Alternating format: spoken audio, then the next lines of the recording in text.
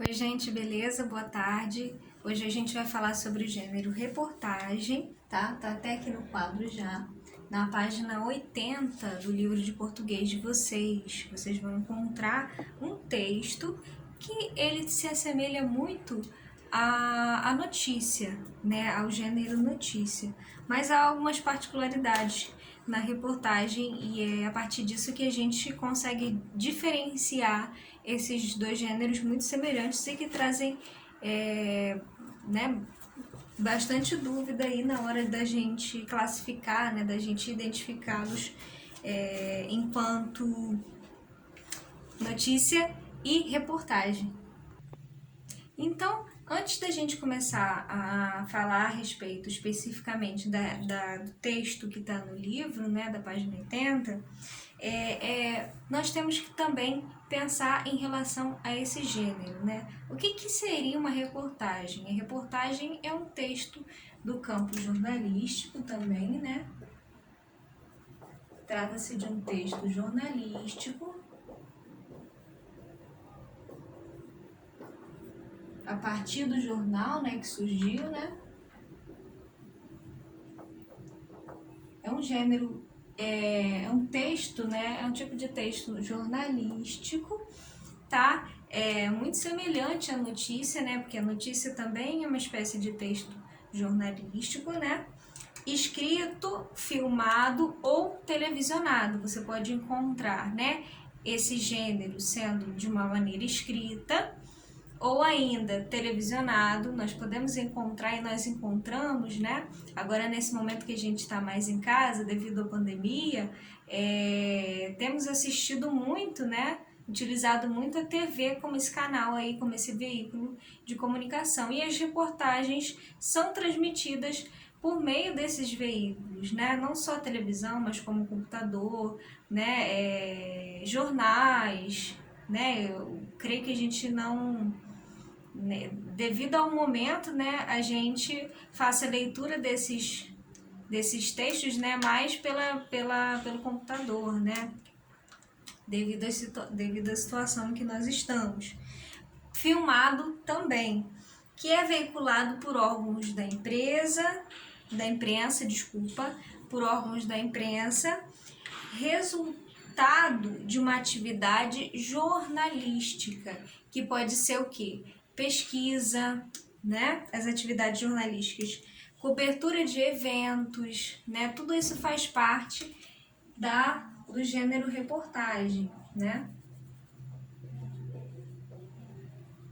Pesquisas, né? O propósito, né? Dentro dessas atividades jornalísticas, nós encontramos pesquisas, cobertura de eventos,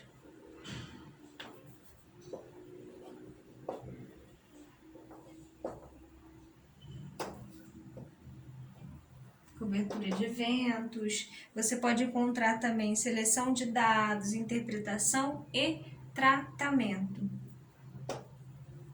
Seleção de dados,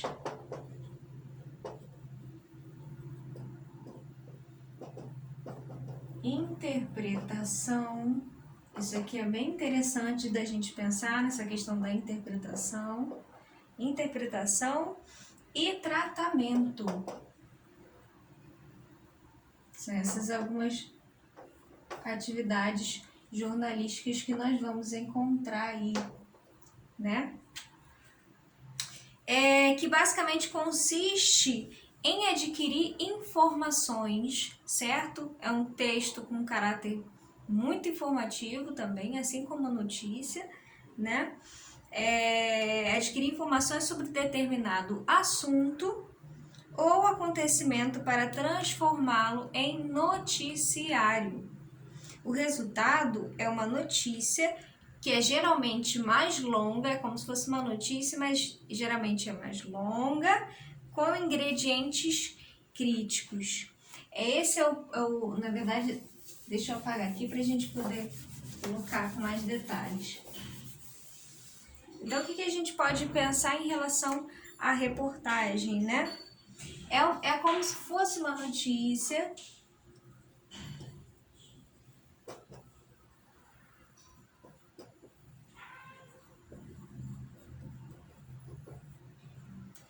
ela é uma notícia geralmente mais longa,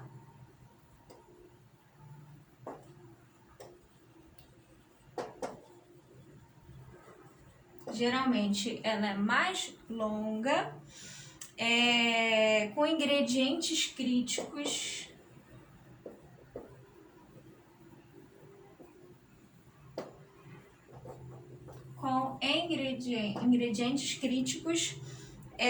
que podem ir além de uma notícia, né? No sentido tradicional, embora tenham muita semelhança em sua construção composicional e discursiva. Então, a reportagem é como se fosse uma notícia, né? Uma espécie de notícia, geralmente mais longa, é o que difere do gênero notícia, né? Que a reportagem é mais longa, com ingredientes críticos, certo? Que podem ir além de uma notícia.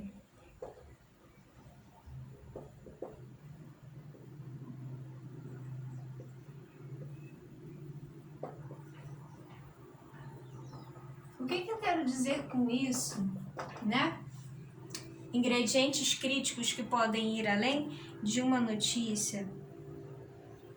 No sentido tradicional, embora não tenha muita semelhança em sua construção composicional e discursiva. Essa definição, esse conceito de reportagem a gente encontra no livro de gêneros, né? No dicionário de gêneros. Então, o que eu quero, na verdade, é focar mais nessa questão de ingredientes críticos. Por quê? Porque, na verdade, a reportagem, ela tem o parecer, né, o posicionamento, basicamente, né, de quem está escrevendo. A reportagem difere-se da notícia também por essa razão. Por quê? Enquanto a notícia, né, ela assume um caráter informativo e meramente informativo, apresentando basicamente os fatos, né? Você não tem explicitamente, né, por efeitos ali da linguagem, né, efeitos que quem produz o texto, né, quem produz a notícia, escreve de uma maneira que dá um distanciamento entre o que o autor pensa e o fato em si. Ele se preocupa, na verdade, mais com apresentar o fato do que apresentar a opinião que ele pensa em relação ao fato. Já na notícia, não. Já na reportagem, não, desculpa. Na reportagem, o autor, ele se coloca dentro do texto. Ele dá o seu parecer, ele dá o seu posicionamento. Normalmente, ele faz uso de adjetivos, né? Ele comenta e ele faz uma crítica, ele dá o seu parecer em relação àquele assunto. Então, quem não for leitor atento, né, que não tiver aquele lance de se atentar, né, se um jornalista, né, sendo ele um repórter, né, ou não, a gente vai ter essa malícia, né, de entender que aquele texto tem um parecer, tem a opinião, né, de quem está produzindo. Já, na verdade, na notícia a gente já não vai encontrar isso, a gente vai encontrar mais o fato em si, né? A notícia não se preocupa muito com a opinião de quem está escrevendo, ela se preocupa mais em noticiar, em apresentar os fatos.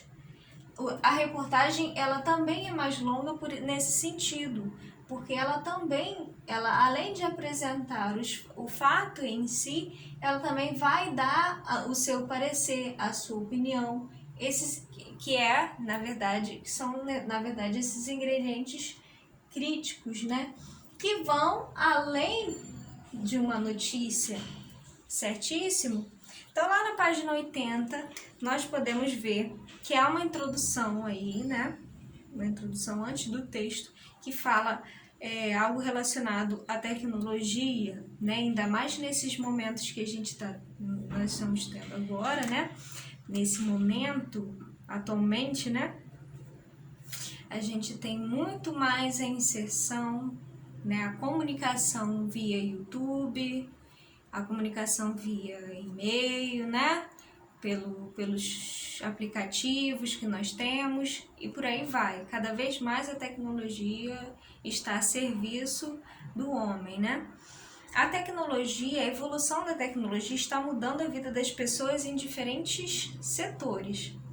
Novos equipamentos são criados regularmente e profissões que a gente não tinha surgem, né? Profissões aí vão surgindo a partir da necessidade, a partir, né, da inserção dessas novas tecnologias.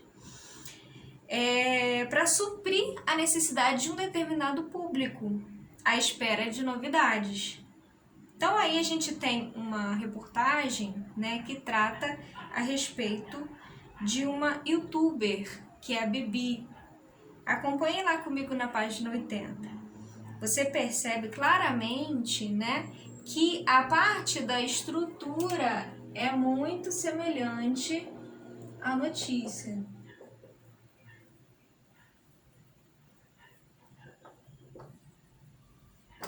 E discursiva é semelhante à notícia. Então, nós vamos ter também, né? Da mesma forma que nós temos na notícia, nós vamos ter um texto que vai ter como, né, as partes que nós vamos ter aí, como primeiro, né, manchete ou título, linha fina, e aí a gente vai ter um corpo do texto, né, o corpo do texto, justamente muito semelhante à notícia, como vocês já estão cientes, né? Então a gente tem lá canal da youtuber, na página 80, canal da youtuber Bibi Tato, canal da youtuber Bibi Tato já acumula 15 milhões de visualizações ao mês. Caramba, é muita gente, hein? Jovem de 15 anos, olha quantos anos ela tem, 15 anos. É considerado um dos principais nomes no cenário nacional e completa 1 milhão de inscritos no seu canal. A partir daí a gente já consegue perceber a parte da manchete e logo abaixo a linha fina, certo? Mas eu quero que vocês tenham uma leitura mais atenta em relação ao posicionamento desse repórter, né? A uma estrutura, a articulação do texto de uma maneira mais crítica, né? Com ingredientes críticos que vão aparecer aí. Autodidata e conectada às novas tecnologias, a youtuber Bianca Tatu, conhecida como Bibi desde que era pequena, sempre gostou de fazer vídeos falando de assuntos diversos pelo simples fato de gravar e até então nunca havia postado algo profissional. Percebam que o repórter, né, a reportagem, ela vai mesclando os fatos e aí é isso que vai trazendo também a parte da argumentação, a parte da criticidade, né? Vai trazendo fatos mesclados com a própria opinião do repórter, né? Esse cenário mudou há um ano, quando ela passou a se dedicar mais ao YouTube e desde então não parou mais de postar vídeos que encantam jovens e crianças. Como é que ele pode afirmar de fato que encantam jovens e crianças? Né? Isso aí é um pensamento dele, né? Dele ou dela, né? Da repórter ou do repórter, né? Que buscam na internet assuntos relacionados ao universo infanto-juvenil. Hoje, aos 15 anos de idade, ela é responsável por entreter mais de 1 milhão de inscritos em seu canal no YouTube. Fato, né? Números que deixam muitos adultos experientes de queixo caído. E com o crescimento de 150 mil ao mês, Bibi pretende arrebatar mais e mais seguidores. Projeções do social, né? Blade, que reúne dados do segmento, o número de visualizações da Bibi chega a 73 milhões no mês de abril. Quando conheci o Minecraft, me identifiquei muito com os youtubers e percebi que era isso que eu gostava de fazer, diz a adolescente. Nesse momento aqui, você tem a reprodução da fala, né, da fala direta dela, e aí você percebe pelo recurso das aspas, né, e no final, a parte que fala que é algo que ela mesma disse, né, a entrevistada, no caso aí. Na página 84, gente, vocês podem fazer a leitura, né, desse texto na íntegra, e na página 84, você vai fazer também, né, vocês podem fazer o exercício da página 80 até 85, e aí vocês tem um pedacinho que eu queria, né, falar um pouco sobre, tem um trechinho na número 9 da página 84, que diz assim: vivemos, um trechinho roxo, né, pintadinho de roxo, vivemos em uma geração de novidades. Os jovens normalmente são mais conectados a esse mundo virtual e muitos deles ficam atrás de coisas novas para compartilhar com os amigos. Nessa parte, a gente percebe que o próprio repórter, né, ele faz uso da opinião também da entrevistada, da Bibi, no caso, né? E aí ele menciona a todo momento, né, né, além de utilizar, né, de reforçar uma ideia de que do que o YouTube traz, né, dessas novas tecnologias que estão aí inseridas aí no mercado de trabalho, né, ele reforça essa ideia de que é algo voltado para os jovens e utiliza o próprio discurso de quem está sendo entrevistada, né, dos próprios dizeres dessa youtuber, né? Quando ele fala que quando ele escreve uma fala dela, vivemos em uma geração de novidades, né? Uma geração de novidades. Os jovens normalmente são mais conectados a esse mundo virtual e muitos deles ficam atrás de coisas novas, né, para compartilhar com os amigos. Na página 85, a gente vai ver um pouco mais, né, do parecer do livro em relação à reportagem. Pode ser oral, certo? Pode ser oral ou escrita e tem como objetivo levar ao leitor ou ouvinte informações mais aprofundadas, olha só, sobre um assunto. Para isso, podem ser apresentados dados estatísticos, certo? Depoimentos, dentro deles também a gente pode encontrar entrevistas, né? Entre outras informações. Textos desse gênero podem ser vinculados de forma impressa ou digital em jornais impressos, radiofônicos e televisivos, na internet e em revistas. Geralmente, sua estrutura é formada por título, linha fina, lead e corpo do texto, também semelhante à estrutura da notícia, né? Lá embaixo tem um quadrinho verde que fala assim: a internet, a apuração jornalística. A internet proporciona a publicação diária de forma muito ágil, né? De uma diversidade de textos, o que pode resultar na propagação de muitas notícias falsas, as famosas fake news, né? No entanto, no âmbito jornalístico, para evitar esse tipo de publicação, existe uma etapa de apuração das informações que serão apresentadas em uma notícia ou reportagem. Essa etapa compreende a checagem da veracidade dos dados pesquisados e a seleção de informações pertinentes para a produção dos textos. Então é interessante, né, É muito importante essa questão da veracidade, né?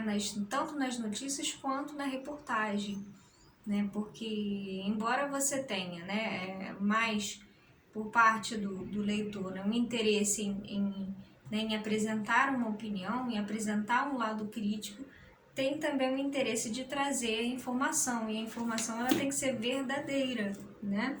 Ela não pode ser uma fake news, ela não pode ser falsa. Propagar informações falsas, você gera uma série de problemas, como nós temos visto, né? Nos cenários políticos, né, em todas as esferas e todos os âmbitos econômicos, sociais, né, enfim. É isso, gente. Então, espero que vocês tenham entendido. Beijos, até a próxima.